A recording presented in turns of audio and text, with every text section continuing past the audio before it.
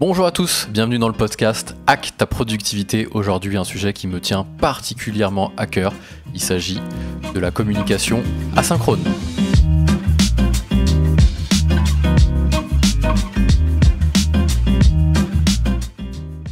La communication asynchrone, c'est un sujet qui me tient particulièrement à cœur. Dans ce petit podcast sans invité, c'est le premier de Hack ta productivité. D'habitude, c'est plutôt une newsletter à l'écrit.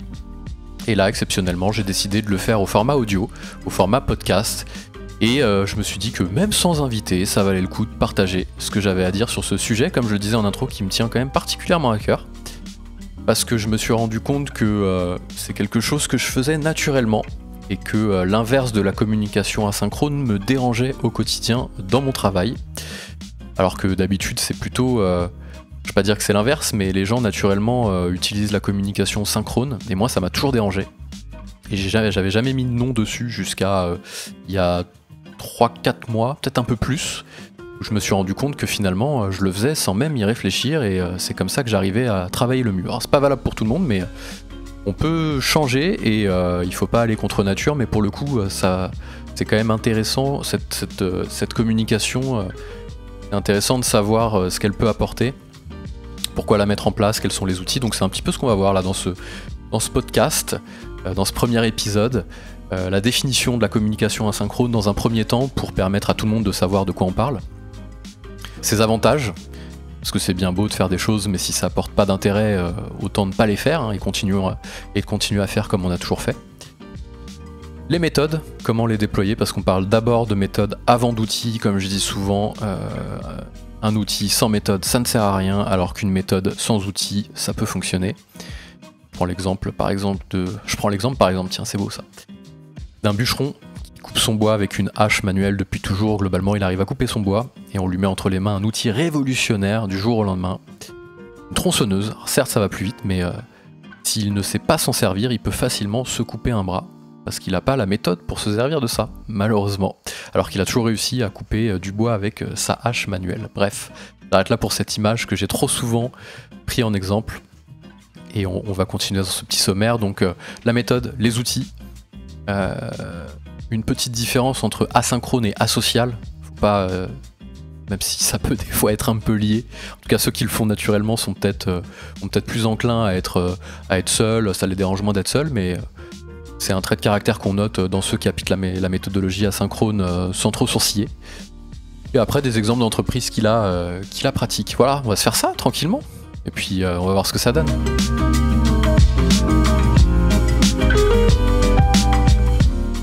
Alors, les avantages, comme je le disais en intro. Si on doit faire ça sans y tirer de bénéfices, autant pas le faire. Donc... Non, d'ailleurs, on s'était dit la définition. Ben ouais, il n'y a pas de... On commence par la définition. C'est le premier épisode, on est vendredi après-midi, il doit faire à peu près 35 degrés dehors. La chaleur commence un peu à me peser sur le ciboulot. Donc j'ai inversé les chapitres. La définition, c'est assez simple, mais c'est important de revenir dessus. La communication asynchrone, c'est l'inverse de la communication synchrone, donc c'est toujours un peu dur à définir, j'ai toujours du mal à le faire, mais en gros, je prends toujours des exemples, c'est ce qui est le plus parlant. La communication synchrone, c'est quand on est synchronisé avec son interlocuteur, donc une discussion physique à l'oral, on est synchronisé, on est ensemble, on discute. Je pose une question, il répond, c'est synchronisé. Le téléphone, c'est synchronisé. Quand j'appelle quelqu'un, il me répond, on est synchronisé, il n'y a pas de décalage entre ma question, sa réponse, la discussion, etc. Ça, c'est ce qu'on appelle la communication synchrone. Globalement, ça peut se résumer à ça, à l'oral. Ça peut se résumer à la visio aussi, parce qu'on est synchronisé lorsqu'on fait une visio. Ça peut se résumer au téléphone. Je crois pas avoir d'autres exemples, s'il y en a d'autres qui me viennent, je le dirai. Et à l'inverse, donc, j'aime bien des fois définir quelque chose en prenant son contraire, c'est ce qui est le plus parlant. Et bien à l'inverse, la communication asynchrone, c'est le fait de ne pas être synchronisé, donc c'est tout l'inverse, ça va être... l'email, ça va être le SMS, c'est de la communication asynchrone, la messagerie instantanée de Slack, Discord, Teams, et encore que quand la personne répond du tac au tac et qu'on est vraiment dans un chat sans qu'il y ait de coupure, c'est de la communication synchrone et pas asynchrone. Mais si vous écrivez un message que la personne répond dans 5, 10, 15, 20 minutes le lendemain, bah, c'est asynchrone. Bien entendu, les vidéos qu'on s'envoie, non pas les visios, mais des vidéos qu'on va pouvoir s'envoyer et se répondre par vidéo interposée, c'est de la communication asynchrone. Voilà ce que c'est. Donc, la définition, c'est ça, c'est de ne pas être synchronisé avec son interlocuteur lorsqu'on échange, lorsqu'on communique. Communication asynchrone. C'est l'inverse de synchrone. Et c'est surtout pour ça que j'ai pris la définition de son contraire. Ça, c'est pour la première chose. On va voir quels sont les avantages, parce que c'est bien beau de faire des définitions et de mettre en place des méthodes, mais si elles apportent rien, ça sert pas à grand chose. Qu'est-ce que ça va apporter? En fait, on peut tous se dire que oh, ça va plus vite, je vais prendre mon téléphone, je l'appelle, ça ira plus vite, on se comprendra mieux. Oui, ça c'est de la communication synchrone. Je vais faire ça, oui, ça va aller plus vite. Ça va aller plus vite pour moi. J'ai quelque chose à demander. C'est quoi le meilleur moyen de l'avoir? C'est d'interrompre une personne en l'appelant, en lui demandant une visio, en lui tapant sur l'épaule si je suis dans le même bureau qu'elle. Ça, c'est sûr que ça va plus vite et que c'est plus efficace. Pour moi, mais pour la personne à qui on va demander cette information-là, à qui on va poser cette question-là, c'est peut-être pas plus efficace et plus rapide pour elle. Elle est peut-être en train de faire quelque chose, elle est peut-être concentrée sur un sujet, elle est peut-être à 20 000 lieues de ce que vous allez lui demander. Elle est sur complètement autre chose, donc certes, c'est plus facile pour vous, mais absolument pas pour elle. Et donc ça va être ça vraiment la base de la communication asynchrone, c'est de reprendre la maîtrise de son temps et qu'on ne nous l'impose pas, on nous interrompt pas, qu'on ne nous dérange pas lorsqu'on est en train de faire quelque chose. Et qu'on respecte un petit peu le temps de l'autre. Hein. Ça, c'est hyper important. Et on aura beau dire que c'est plus efficace, etc. Certes, dans certains cas, ça va l'être. Bien entendu, il faut pas arrêter de se parler, il faut pas arrêter de synchroniser. Mais pour 80% des choses qu'on faisait synchrones, mettons-le en test et vous verrez que pour 80%, c'est valable de le faire de façon désynchronisée ou asynchronisée. Voilà, donc ça c'est un des avantages, c'est de laisser à la personne, c'est de laisser aux autres et donc à soi-même, parce que si vous le faites pour les autres le feront pour vous. C'est de laisser aux gens la capacité de reprendre la maîtrise de leur temps. S'ils ont envie de se concentrer pendant 1h30 sur un sujet pour aller plus vite sans être interrompus, eh bien le fait de leur envoyer des communications asynchrones, donc des emails, une vidéo pour leur montrer quelque chose plutôt que de leur faire une visio, ils vont pouvoir avoir le loisir de le regarder et de répondre quand ils le souhaitent, quand c'est le bon moment pour eux, pas quand c'est le bon moment pour vous. Alors bien sûr, c'est difficile à mettre en place, c'est contre nature, parce que quand on a besoin de quelque chose, il nous faut la réponse tout de suite, bien souvent on pense que c'est urgent. Donc on n'hésite pas à déranger la personne. Mais souvent ça c'est pas urgent, c'est juste une question d'organisation. Je note dans un coin tout ce que j'ai à demander, la personne me répond quand elle veut, et c'est comme ça que j'avance. Il n'y a pas d'instantanéité, en fait, il n'y a pas d'urgence quand on regarde. Bon, bien sûr, comme je reprends, et mon associé aussi, Sylvain, s'il écoute ça, il se reconnaîtra, on n'est pas chirurgien cardiaque, ça peut largement attendre, on n'est pas obligé d'appeler la personne tout de suite, ou de déclencher une visio pour avoir l'information de façon instantanée. Non. Il y a des gens qui aiment bien le bosser tôt le matin, d'autres qui aiment bien bosser tard le soir, certains même la nuit. S'ils n'ont pas de relation avec les clients ou avec des interlocuteurs tiers, pourquoi on les empêcherait de le faire? Voilà. Donc l'email versus l'appel téléphonique, c'est contre nature, parce qu'on pourrait se dire oh, les emails il y en a trop, etc. Non, voilà, les emails, peut-être qu'il y en a trop, mais si on est organisé, c'est beaucoup plus sain de fonctionner comme ça que d'appeler tout le temps en fait. Ça laisse pas aux gens la possibilité de se concentrer, c'est juste fou en fait. Je sais pas si vous connaissez la loi de Carlson, je prends souvent cet exemple-là. La loi de Carlson, c'est un économiste suédois qui a fait une étude sur la gestion du temps et qui a mis en évidence le fait que un cadre, en tout cas une majorité, ou en tout cas une tranche de la population qui travaille, était dérangée toutes les 12 minutes en moyenne. Par un appel, par une tape sur l'épaule, par une messagerie instantanée, que sais-je. Donc on est coupé comme ça et on morcelle notre travail de petits bouts de 12 minutes a priori pour réussir à faire une tâche. Sauf que en étant dérangé toutes les 12 minutes, on pourrait se dire c'est pas grave finalement, mon travail de 24 minutes je le fais en 2 fois 12 minutes. Non, parce que lorsqu'on est dérangé et interrompu, il faut qu'on se déconcentre et qu'on se reconcentre. Donc il y a plusieurs minutes pour se dire où j'en étais, qu'est-ce que j'étais en train de faire. Donc c'est faux de raisonner comme ça et de se dire ok, c'est 240 minutes, c'est X fois 12 minutes que finalement si j'avais fait en un coup ou en plusieurs coups c'est pareil, absolument pas. Le cerveau a besoin de se reconcentrer, quand vous le dérangez sur un autre sujet, il faut qu'il se concentre sur le sujet sur lequel vous le dérangez, et puis qu'il se reconcentre sur le sujet initial sur lequel il était. Donc on peut retourner le problème dans tous les sens, c'est pas efficace. Donc voilà, ça c'est le gros avantage de toute façon, c'est la sérénité au travail, c'est le fait de pouvoir choisir quand on traite les sujets, sans pour autant les oublier et ne jamais les traiter. Alors c'est sûr, si on n'est pas organisé, la solution à la communication synchrone, c'est la réponse à tous les mots. Quand les gens sont pas organisés en face de vous, forcément à un moment donné il faut les appeler, sinon ils vous répondront jamais, tout simplement. Mais c'est pas parce que les gens ont des défauts d'organisation qu'il faut baisser les bras et abandonner ça. Non, plutôt donner la bonne méthode aux personnes et ensuite repartir sur cette communication asynchrone qui est bénéfique, encore une fois, pour tout le monde. Moi j'ai des collègues qui sont sceptiques et quand on discute et que ça arrive de temps en temps qu'on prenne le train pour aller en déplacement, on est tous d'accord pour dire que purée, j'ai bossé, j'étais à Marseille ou je suis monté à Paris, 3h30 dans le train, le nombre de choses que j'ai pu réussir à faire, c'est fou. J'ai travaillé comme j'ai jamais travaillé lorsque je suis au bureau ou une journée de travail normale. Oui, il faut pas s'étonner. On peut pas prendre d'appel dans le train, sauf si on est mal poli. Globalement, personne n'est là pour vous taper sur l'épaule, donc vous avez quoi? Vous concentrez sur vos sujets. Donc vous avez 1h30, 2h, 3h30 de train, vous êtes jamais interrompu. Franchement, vous pouvez envoyer l'équivalent d'une journée de travail en 3h30 de train.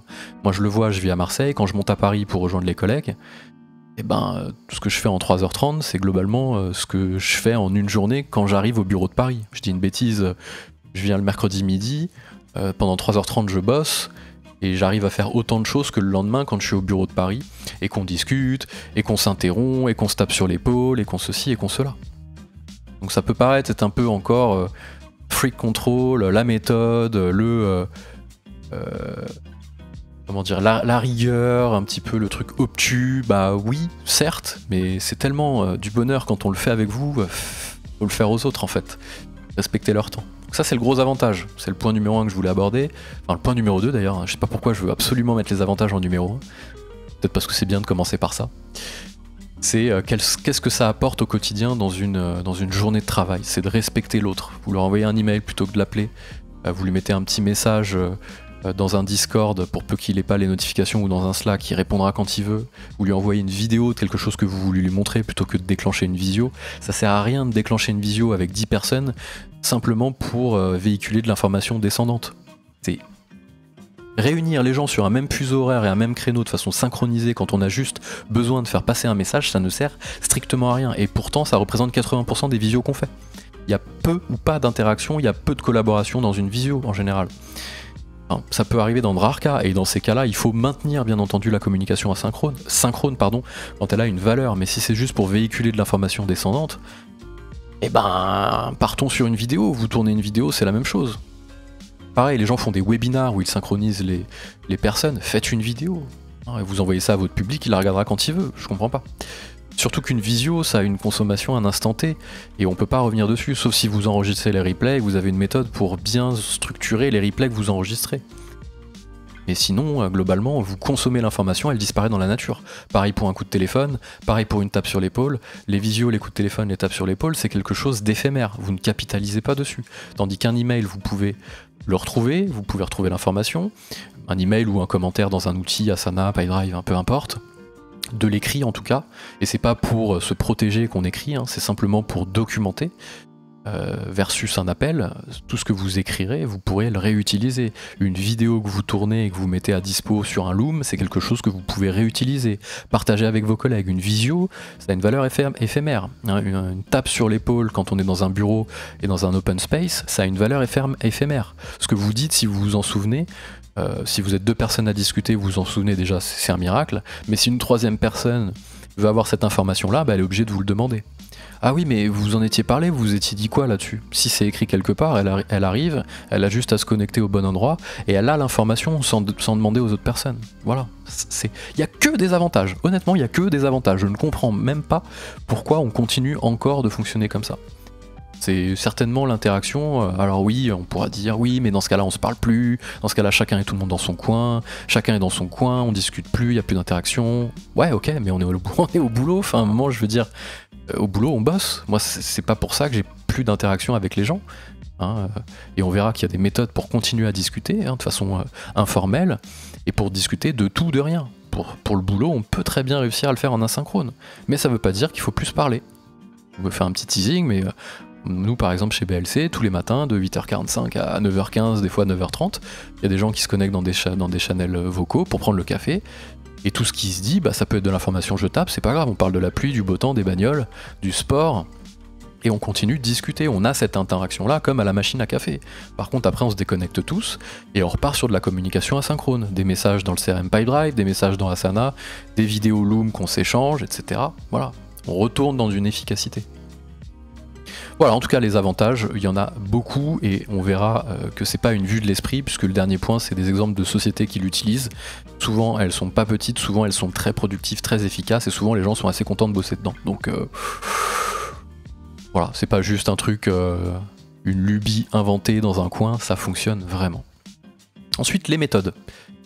La méthode, c'est simple, hein, c'est qu'à chaque fois qu'on veut appeler quelqu'un, à chaque fois qu'on veut taper sur l'épaule de quelqu'un, à chaque fois qu'on veut déranger quelqu'un de façon synchrone, on se pose la question, est-ce qu'il n'y aurait pas un écrit, un outil asynchrone que je pourrais utiliser dans cette situation-là? Et essayer de le faire, et se discipliner de le faire. Écrire la méthode, la partager, se dire voilà, on rentre dans un mode de communication asynchrone dans notre société, voilà quelles sont les méthodes, dans quel cas il faut l'utiliser, dans quel cas c'est plutôt l'email, dans quel cas c'est plutôt la vidéo, dans quel cas c'est plutôt la messagerie instantanée, et dans quel rare cas on continue de s'appeler et de se déclencher des visios. Et ça, on l'écrit. Ça, c'est la méthode en fait. La méthode, c'est de la partager en fait. Parce que utiliser une communication asynchrone plutôt que synchrone, il n'y a pas vraiment de méthode si ce n'est de le faire.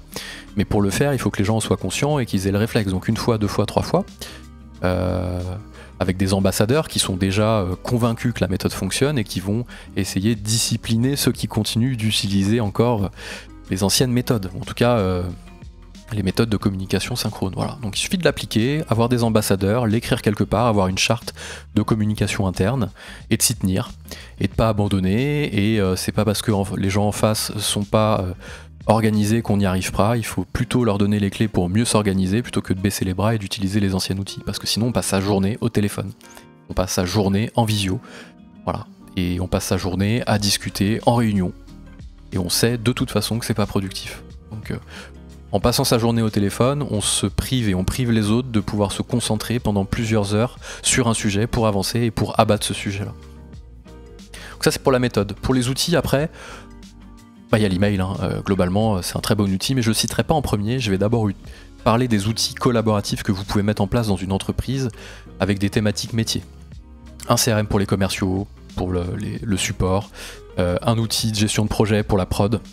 Donc on va dire par exemple, allez, on va citer des noms, Asana pour la prod, Pipedrive pour le CRM. Pour le support, si vous avez une activité de service après-vente et de support, vous pouvez mettre un Freshdesk, un Zendesk. Voilà, c'est un peu les trois grandes parties, tout ce qui se passe avant la vente, tout ce qui se passe pendant la vente, donc la prod, et tout ce qui se passe après la vente. Donc chez nous, c'est Pipedrive, Asana et Freshdesk. Et c'est d'utiliser ces outils-là pour discuter. Ces outils-là sont parfaits parce qu'ils permettent de donner un contexte. Lorsque vous allez ouvrir une discussion, vous l'ouvrez sur un contexte. Lorsqu'on est dans le CRM, on l'ouvre sur un client ou sur une opportunité. Donc la discussion que vous avez, elle est liée à un contexte. La société, le contact ou l'organisation, peu importe. Donc ce qui veut dire que tout ce que vous allez écrire sera rattaché à un contexte, donc facilement trouvable, recherchable par tous les collègues qui sont autour et qui ont accès à cette fiche-là. Donc tout ce que vous allez écrire dessus, avec bien sûr la petite notion de mention et d'arrobase, vous allez pouvoir citer vos collègues. Tiens, Tintin, est-ce que tu peux me donner ton avis là-dessus ? Vous allez discuter en vous laissant des messages comme ça. Ça enverra un message donc à la personne que vous mentionnez. Et si vous avez une tierce personne qui veut arriver 3 mois plus tard parce qu'elle prend part au projet, elle aura tout l'historique parce que vous l'avez laissé dessus.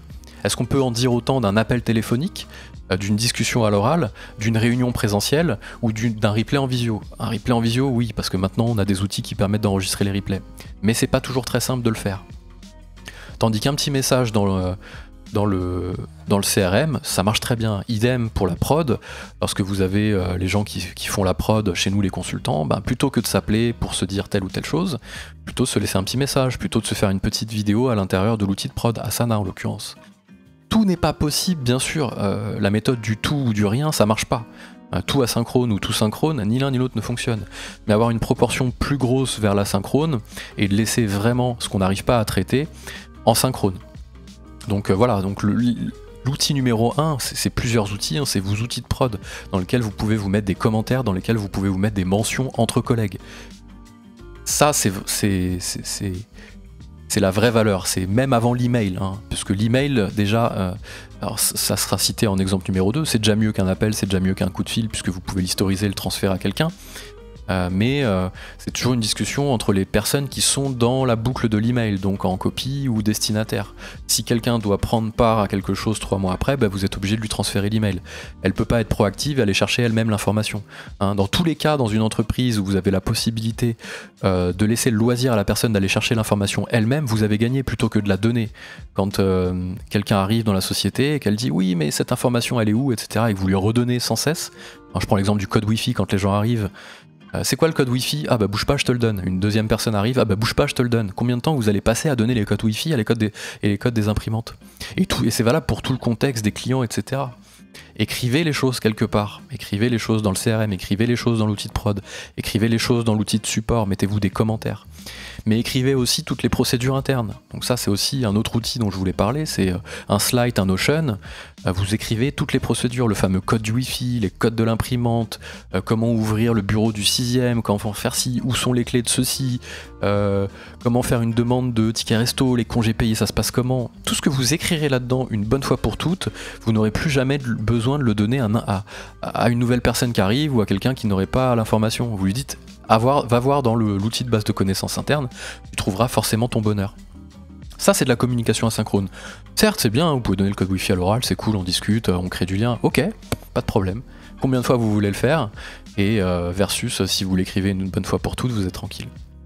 Voilà, donc c'est un peu décousu, c'est la première édition, mais voilà, en tout cas, les outils de prod que vous avez, CRM, outils de production, outils de gestion de projet, outils après-vente, l'outil de base de connaissances interne, donc si on doit donner des noms, Slide ou Notion, le CRM, Pipedrive, je l'ai déjà dit, bientôt ils vont faire gestion de projet, donc on n'aura même plus besoin d'Asana, l'outil de suivi de tickets, le CRM va le faire aussi, mais c'est pas encore le cas, mais vous prenez un petit Freshdesk ou un Zendesk, un Slide ou un Notion pour la base de connaissances, et vous écrivez un maximum de choses là-dessus. Et ensuite l'email. Voilà. Ça c'est pour la partie écrit. Ensuite, l'asynchrone, c'est pas que de l'écrit, ça peut être aussi un échange de vidéos. Quand vous avez besoin de montrer quelque chose, bah, vous n'allez pas forcément déclencher une visio dans tous les cas, je le disais dans les avantages, vous allez peut-être pouvoir simplement tourner une petite vidéo, montrer à la personne et lui laisser le loisir de regarder quand elle veut, et de le regarder autant de fois qu'elle veut en replay, et de le transférer aussi à n'importe quelle personne. Voilà, une fois que c'est fait, ça peut être réutilisé. Est-ce qu'on peut en dire autant d'une visio? Est-ce qu'on peut en dire autant de quelque chose qu'on montrera à l'écran à une personne qui est assise à côté de nous au bureau? Tiens, regarde, il fallait que je te montre ça. Ok. Tu le montres une fois, si tu dois le remontrer à une deuxième personne, tu le remontres une deuxième fois. Est-ce que c'est vraiment bien efficace tout ça? Je suis en droit de me poser la question, honnêtement. Donc enregistrez plutôt une vidéo et vous transférez ça aux collègues concernés. Et si un nouveau collègue rentre dans la boucle, vous avez juste à lui partager la vidéo que vous aviez tournée il y a quelques mois. Capitalisez sur votre temps et le temps des autres, parce que vous tournez une fois pour toute la vidéo, vous n'avez pas besoin de la refaire une deuxième fois, une troisième fois, une quatrième fois, et en plus de ça, la personne en face peut la regarder quand elle le souhaite, et pas quand vous lui imposez, et peut la regarder autant de fois qu'elle le veut, et la partage avec autant de personnes, je me répète. Donc ça, pour ça, utilisez Swapbox, utilisez Loom, utilisez Teia.tv, utilisez, il y a plein d'outils qui font ça, vous utilisez celui que vous voulez. Comme je le dis, ce qui importe, c'est la méthode plutôt que l'outil. Nous, on utilise Loom, on peut se répondre en vidéo, on peut se répondre en commentaire, ça récupère la minute et la seconde à laquelle vous avez mis le commentaire, comme ça les gens savent précisément à quel passage de la vidéo vous vouliez mettre le commentaire. Donc c'est hyper pratique. Ça, c'est pour les outils. Au niveau du sommaire, j'avais dit qu'on verrait aussi le fait que la communication asynchrone, ça veut pas dire asocial, donc il faut pas dire arrêter de se parler, ça veut pas dire d'arrêter de se parler, ça veut pas dire de ne plus communiquer à l'oral de façon synchronisée, non, mais de le faire au bon moment. Mettez en place tout au long de la semaine des petits moments dédiés à ces communications-là informelles. Par exemple, le café tous les matins. Alors si vous êtes en physique, c'est facile à faire, on le fait naturellement. Si vous êtes à distance, vous pouvez mettre en place des channels vocaux sur vos outils, Slack, Teams, Discord, vous vous retrouvez dessus, vous discutez. Ça parle de tout souvent, sauf de boulot. Si ça doit parler un petit peu de boulot, ça se fait naturellement. Donc c'est une façon de continuer à discuter, à créer du lien, mais pas forcément autour des sujets professionnels. Voilà. le café du midi, le petit apéro du soir, des reacts, vous vous mettez dans un salon, vous regardez une vidéo ensemble qui vous plaît, pourquoi pas créer plusieurs salons en fonction des thématiques, faire des séances de, je sais pas moi, des méditations en groupe avec ses collègues. J'entendais ça, les Bound, un ERP qui fait ça, et je trouve ça génial. Vous pouvez trouver des moments comme ça où vous créez du lien, où vous sociabilisez, parce que c'est ça aussi, si vous êtes aussi en télétravail ou en remote, on a vite fait de ne pas créer de lien. Donc continuez à avoir ces petits moments-là, c'est important. Créez-vous des rituels pour justement ces discussions jetables, et pour tout le reste, essayez l'asynchrone, vraiment, essayez l'asynchrone. Mais ça veut pas dire qu'il faut plus parler. Le midi, vous branchez une visio, vous partagez un repas ensemble si vous êtes à distance. Si vous êtes en physique, de toute façon vous mangez ensemble si vous êtes dans des bureaux. Pourquoi pas aller se faire une balade après le boulot ou aller boire un verre après le boulot. Vous pouvez aussi faire des apéros virtuels pour discuter, regarder des vidéos. Bon, voilà. Créez-vous des petits rituels pour que vous continuiez de vous parler tout en mettant en place une communication asynchrone. C'est pas antinomique, les deux, bien entendu. Et quelques exemples pour finir, et je finirai là-dessus. J'en parle un peu avec passion, désolé si le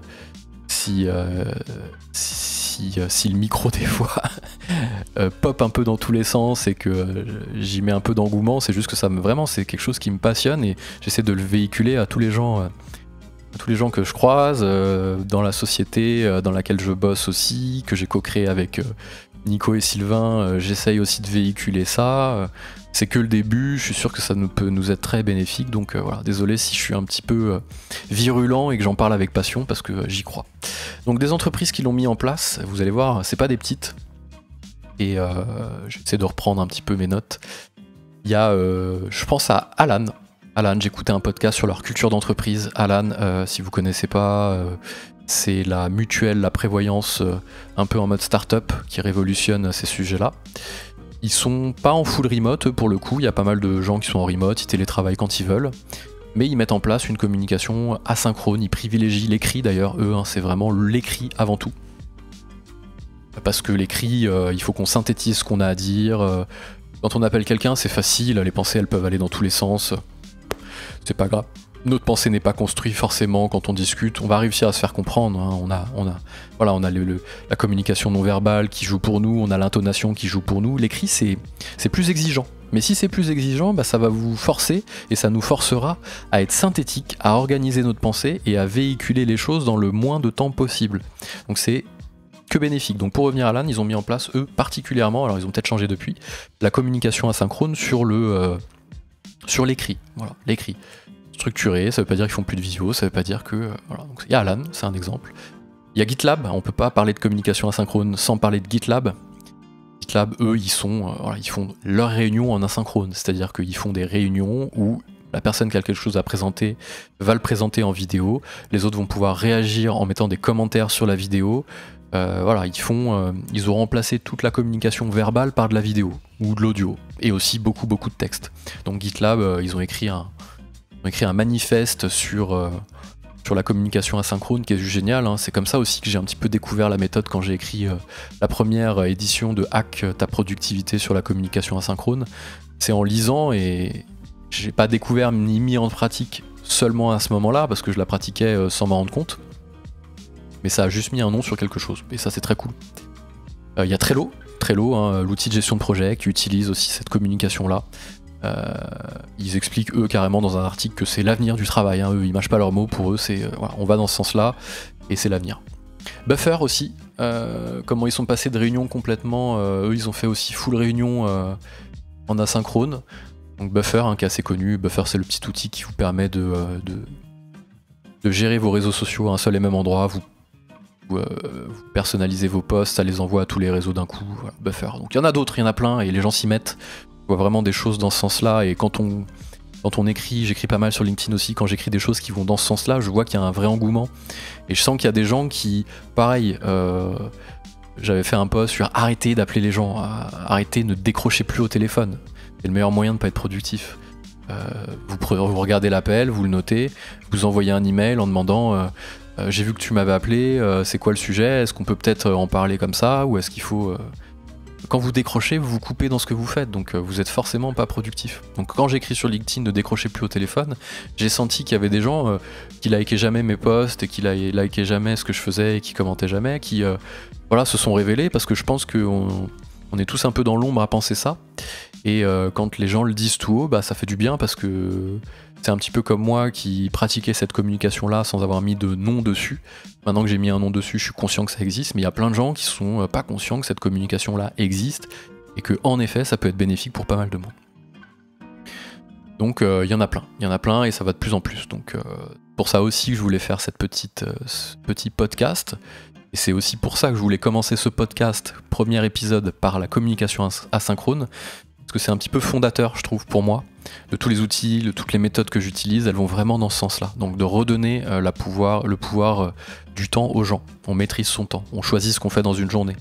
Et on n'est pas imposé par les autres, parce que quand on est imposé par les autres, on peut vite fait de se retrouver le soir en se disant « Purée, j'ai fait 1 milliard de trucs, mais j'ai l'impression d'avoir rien fait, je suis épuisé, je suis vidé. » C'est un sentiment où on se dit « Je n'ai rien fait en fait ». Alors qu'à la fois on est ultra fatigué. Bah forcément, on a gesticulé dans tous les sens, on a répondu à la moindre sollicitation qu'on a eue, aux messages qu'on a reçus, si on met pas les notifications en pause sur les Slack, voilà, ça bourdonne à un moment. Il faut réussir à se couper, à reprendre la maîtrise de son temps, à laisser tout ça de côté. C'est asynchrone, donc on va pouvoir se remettre dessus plus tard, et se concentrer, à battre des 1h30 de tunnel de concentration, et de se garder des 15-20 minutes pour aller rouvrir ce brouhaha et voir ce qui s'est passé plusieurs fois dans la journée. Par exemple, vous ouvrez les emails le midi, vous ouvrez les emails le soir et peut-être le lendemain matin. Le reste du temps, vous fermez votre boîte mail, vous fermez votre Teams, vous fermez votre Discord et vous vous concentrez. Si les gens vous écrivent en asynchrone, les choses ne disparaîtront pas, elles seront toujours là lorsque vous referez votre petite session de brouhaha. Voilà. Donc en conclusion, pas mal de personnes disent que c'est l'avenir, pas mal de personnes le pratiquent, en ont fait une méthode, certains le faisaient de façon voilà, sans s'en rendre compte, comme moi par exemple.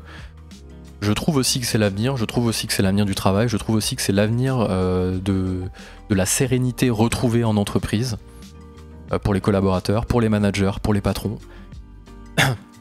Donc j'y crois et j'arrêterai pas d'en parler, et je continuerai de faire des articles dessus et des podcasts comme celui-ci. J'espère que ce petit épisode vous a plu. Je sais pas si je ferai des...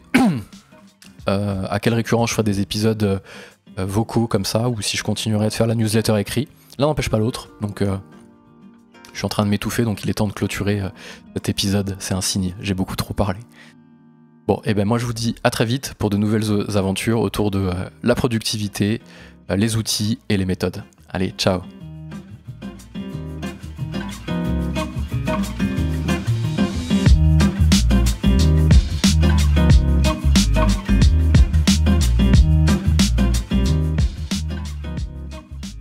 C'était le podcast Hack ta productivité. Si ça vous a plu, n'hésitez pas à le partager avec vos collaborateurs, vos collaboratrices, et à laisser un petit commentaire pour me donner vos astuces à vous et votre ressenti.